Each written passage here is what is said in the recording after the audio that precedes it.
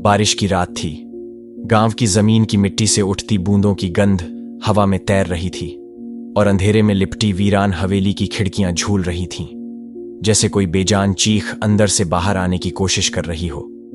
उसी गांव के एक कोने में एक लड़की थी, सौम्या, जो गरीबी में पली बड़ी थी, पर उसकी आंखों में कभी उम्मीद की चमक कम नहीं हुई। वह हर दिन खेतों में मेहनत करती, मां के लिए रोटियां बनाती और एक टूटी सी डायरी में अपने सपनों को लिखती थी। उसे नहीं पता था कि एक दिन उसकी वही डायरी किसी के पैरों तले कुचली जाएगी और उसके सपने, उसकी इज्जत, उसकी सांसें, सब कुछ बेरहमी से छीन लिया जाएगा। गांव के 4 लड़के, हरिओम, चंदन, गगन और शौकीन, जिनके घर पैसों से भरे थे पर दिमाग से खाली, वे अक्सर गांव की लड़कियों को घूरा करते, पीछा करते और हंसते थे जैसे कोई खिलौना हो। सौम्या को देखकर भी उन्होंने ऐसा ही कुछ सोचा। उन्होंने उसका पीछा करना शुरू किया, उसके घर के सामने खड़े रहना, खेतों में जाते वक्त रास्ता रोकना, यहां तक कि एक दिन उसकी डायरी चुराकर गांव में फाड़कर फेंक दी, जिसमें उसने अपने टूटे सपनों के बीच एक डॉक्टर बनने की चाह लिखी थी। वह टूट गई थी, लेकिन फिर भी वो लड़ती रही। वह अपनी मां के आंसुओं में खुद को छुपा लेती, पर वे चारों उसकी आत्मा तक को रौंद डालने के लिए तैयार हो चुके थे। उस रात जब गांव में बिजली चली गई और बारिश का शोर जोरों पर था, सौम्या खेत से लौट रही थी। तभी हरिओम ने उसका रास्ता रोका। बाकी तीनों झाड़ियों से निकल आए। उसने चीखा, चिल्लाया, पैर मारे, पर खेतों की मिट्टी उसके आंसुओं को सोख गई।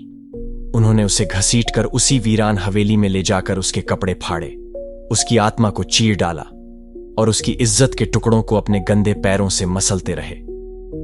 सौम्या की चीखें हवाओं में घुल गईं, लेकिन कोई सुनने वाला नहीं था।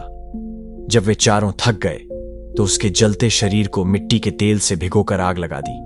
वो तड़पती रही, जलती रही, उसकी चमड़ी गलती रही, पर उसकी आंखें उन 4 चेहरों को जला रही थीं जो हंस रहे थे। अगली सुबह जब लोग उस हवेली के पास से गुजरे तो राख की ढेरी से उठती दुर्गंध और जली हुई डायरी का एक पन्ना उड़ता हुआ गांव की तरफ चला गया। गांव में मातम छा गया। पुलिस आई, केस बना, पर पैसों की ताकत और झूठे गवाहों के दम पर केस बंद कर दिया गया। आत्महत्या। लोग चुप हो गए। मां पागल हो गई, लेकिन वह कहानी वहां खत्म नहीं हुई। सौम्या का शरीर राख हुआ था, आत्मा नहीं। उसी रात जब चारों दरिंदे अपने अपने घर लौटे तो उन्हें सपनों में वही आंखें दिखने लगीं जो जलती हुई थीं। अगले दिन हरिओम ने बताया कि उसकी दीवारों पर खून से लिखा दिखा, मैं लौट आई हूं। उसने मजाक समझा, लेकिन जब वह रात को उठा तो उसके बेड पर सौम्या बैठी थी, चेहरा आधा जला हुआ, आंखें सीधी उसकी तरफ, और फिर वह बेहोश हो गया। सुबह उठते ही उसके गले पर जलने के निशान थे। बाकी तीनों को भी अजीब आवाजें सुनाई देने लगीं। घर में बिजली बंद हो जाती, दर्पण पर उसकी परछाई दिखती और उनकी सांसें रुकने लगती। चंदन एक दिन सड़क पर नंगा भागा, चिल्लाता रहा कि वो मुझे घूर रही है, वो मेरी आंखों के अंदर घुस गई है। लोग हंसे, पर एक हफ्ते बाद उसकी लाश मिली, उसी हवेली में, गर्दन उल्टी घूमी हुई, जीभ बाहर लटकती हुई। दीवार पर लिखा था, एक गया। इसके बाद गगन की बारी थी। उसने गांव छोड़ने की सोची, लेकिन बस में चढ़ते ही सामने वाली सीट पर सौम्या बैठी दिखी। उसे झटका लगा, वो चिल्लाया, भागा, लेकिन बस बंद हो गई। लोगों ने उसे ड्राइवर की सीट के नीचे मरा हुआ पाया, आंखें बाहर निकली थीं, और दीवार पर लिखा था, दूसरा भी गया। गांव में दहशत फैल गई। अब बचे थे 2, हरिओम और शौकीन। दोनों ने पंडित बुलाया, हवन करवाया, तांत्रिक बुलवाया, लेकिन जब आत्मा बदले पर उतरती है तब कोई रक्षा नहीं करता। एक रात हरिओम के कमरे में आग लग गई। कमरे में कोई प्रवेश नहीं कर पाया और अंदर से केवल एक चीख आती रही, मुझे क्यों जलाया? जब दरवाजा टूटा तो वहां बस राख थी, और उस राख से एक लड़की की हंसी सुनाई दी, ठंडी, सुनी सुनी, डरावनी। अब शौकीन गांव छोड़कर भाग गया, शहर गया, नाम बदल लिया, दाढ़ी बढ़ा ली। लेकिन जिस होटल में वह रुका, उस रात उसे बाथरूम के शीशे में सौम्या दिखी, आंखों में खून, मुंह से राख निकलती, और उसने सिर्फ एक शब्द कहा, अब तू। अगली सुबह उसका शरीर होटल की छत से लटका मिला, पैर उल्टे मुड़े हुए। दीवार पर लिखा था, चारों चले गए। गांव वालों ने कहा कि अब आत्मा शांत हो गई, पर सौम्या का दर्द हर बारिश की रात उस हवेली में लौट आता है जहां उसकी राख उड़ती रहती है, और कोई लड़की अकेले खेत में जाती है तो हवाओं में फुसफुसाहट सुनती है। मुझे मार डाला, अब मैं सबको देख रही हूं। गांव में अब भले ही सब शांत दिखता था, लेकिन कुछ ऐसी चीजें थीं जो सिर्फ रातों में जिंदा हो उठती थीं, जैसे हवेली की जली दीवारों पर किसी का साया चलना, जैसे कुएं से आती धीमी सिसकियां, जैसे किसी की राख से उठते कदमों की आवाजें जो मिट्टी पर निशान नहीं छोड़ती थीं, मगर आत्मा पर खरोंच बना देती थीं। सौम्या का बदला तो पूरा हो चुका था, लेकिन उसकी आत्मा को चैन नहीं था, क्योंकि उसकी मां, जो इस दुनिया में अकेली रह गई थी, पागलपन की हदों को पार कर चुकी थी, वह रात दिन बड़बड़ाती रहती, मेरी बिटिया जिंदा है, वो मरी नहीं है, वो आग से उठी है, वो जला नहीं करती, वो जलाती है। गांव वाले उसे पागल कहते, बच्चे उसके घर के पास से गुजरते हुए पत्थर फेंकते। लेकिन एक दिन सब कुछ बदल गया, जब एक बच्चा जो पत्थर फेंक कर भागा था, उसी रात अपने घर के दरवाजे पर खून से लथपथ खड़ा मिला। उसकी आंखें खुली थीं, लेकिन उसकी जुबान गायब थी। वह कुछ बोल नहीं पा रहा था, बस हाथ से जलन लिख रहा था। अब तक लोग समझ चुके थे कि कुछ तो है जो शांत नहीं हुआ। गांव में तांत्रिकों की टोली आई, रात भर यज्ञ हुए, मंत्रों की ध्वनि से आसमान कांप उठा, लेकिन अगली सुबह यज्ञ वाले स्थान पर राख के सिवा कुछ नहीं था, और राख में एक काली छोटी जले हुए बालों का गुच्छा, और पास ही एक तांत्रिक का जला शरीर जो अंगारों में तब्दील हो चुका था। उस दिन के बाद से गांव में कोई हवेली की तरफ नहीं जाता था। लेकिन फिर एक नई लड़की आरुषि, जो गांव में अपनी नानी के घर आई थी, उसे रात में कुछ अजीब सपने आने लगे।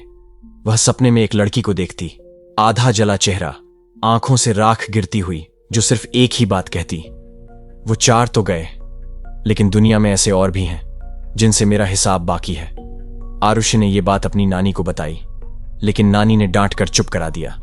पर अगली ही रात आरुषि को सपने में सौम्या ने हाथ पकड़ लिया और कहा, तू मेरी मदद करेगी, मैं अधूरी हूं, मैं अधूरी हूं।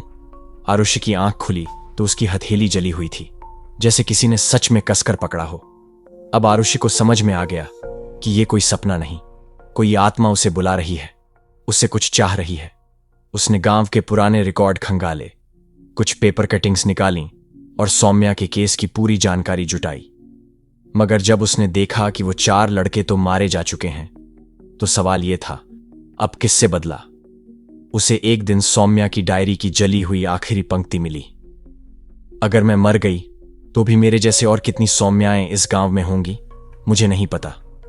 लेकिन अगर कोई मेरे साथ खड़ा हुआ तो शायद किसी और की जान बचाई जा सकती है। अब आरुषि को समझ में आया कि आत्मा सिर्फ बदला नहीं चाहती, अब वो न्याय बन गई है, और न्याय रुकता नहीं। वो खोजती है अगला शिकार, अगला दरिंदा, अगला वहशी। तभी आरुषि को पता चला कि गांव के स्कूल में एक मास्टर था, गोविंद, जो बच्चों से ज्यादा लड़कियों पर नजर रखता था। और गांव में 2 लड़कियां रहस्यमयी तरीके से गायब भी हो चुकी थीं, जिनके बारे में कोई नहीं बोलता था। आरुषि ने सब समझ लिया, और सौम्या की आत्मा ने भी। उसी रात आरुषि के जरिए आत्मा ने गोविंद के कमरे में प्रवेश किया। खिड़की अपने आप खुली और दीवार पर लिखा गया, अब तेरी बारी है।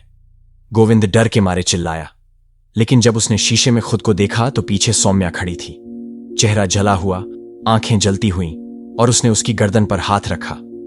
तभी गोविंद के घर में आग लग गई, बिना किसी कारण के, और वो चीखता रहा, मैंने कुछ नहीं किया, मैं बेगुनाह हूं।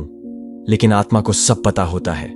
और सुबह जब लोग आए तो वहां सिर्फ राख थी, और दीवार पर सौम्या का आखिरी वाक्य, मुझे मार डाला, अब मैं हर लड़की की आंख बन गई हूं, हर अन्याय की आग, हर आत्मा का बदला। गांव में अब हर कोने में एक सन्नाटा था जो चीखों को दबा देता था, और हर मां अपने बच्चों को हवेली की तरफ जाने से मना करती थी। लेकिन कहानियां बच्चों को डराने के लिए नहीं होती, वो किसी दर्द के सच से जन्म लेती हैं। और सौम्या की कहानी अब सिर्फ एक बदले की नहीं, बल्कि एक चेतावनी बन चुकी थी। उसकी आत्मा अब एक जगह बंधी नहीं रही, अब वो एक सोच बन गई थी, एक आग जो हर उस जगह फैलने लगी जहां कोई लड़की चुपचाप सहती थी, जहां इज्जत को मिट्टी समझा जाता, जहां माओं की सिसकियां दीवारों से टकराकर लौट आती थीं। आरुषि अब गांव की अकेली लड़की नहीं थी जो सौम्या की आवाजें सुनती थीं। पास के गांवों में भी कुछ लड़कियां सपनों में वही आंखें देखती, वही जली हुई छोटी, वही राख के कदम, और धीरे धीरे यह आत्मा एक चेतावनी बन गई। अगर किसी ने अपनी हद पार की तो मैं उसकी हड्डियों में आग बनकर उतरूंगी। अब सौम्या उन लड़कियों की आत्मा में समा चुकी थी जिनसे समाज ने मुंह मोड़ा, जिनका केस अधूरा छोड़ दिया गया। एक रात शहर के थाने में एक लड़की के रेप का मामला आया, मगर आरोपी नेता का बेटा था। केस रफा दफा कर दिया गया, लेकिन जिस फाइल पर साइन हुए थे, अगली सुबह वो फाइल जली हुई मिली और पुलिस वाले की आंखें सफेद हो चुकी थीं। वो बस बड़बड़ाता रहा। किसी ने मेरी गर्दन पकड़ी थी, राख बनाकर मेरी सांसें छीन ली। मीडिया ने इसे एक अजीब हादसा कहा, लेकिन सच ये था कि अब आत्मा गांवों से निकलकर शहरों में प्रवेश कर चुकी थी। सौम्या की कहानी अब हर गूंगी चीख का बदला बन गई थी, और आरुष्य अब अकेली नहीं रही। अब सैकड़ों लड़कियां उसे सौम्या के नाम से पुकारती थीं, जैसे वो उनमें समा चुकी हो। आरुष्य ने फैसला किया कि वो इस आत्मा की शक्ति को एक किताब में दर्ज करेगी, ताकि दुनिया उसे कहानी समझकर पढ़े, लेकिन डर के मारे गलती दोबारा ना करे।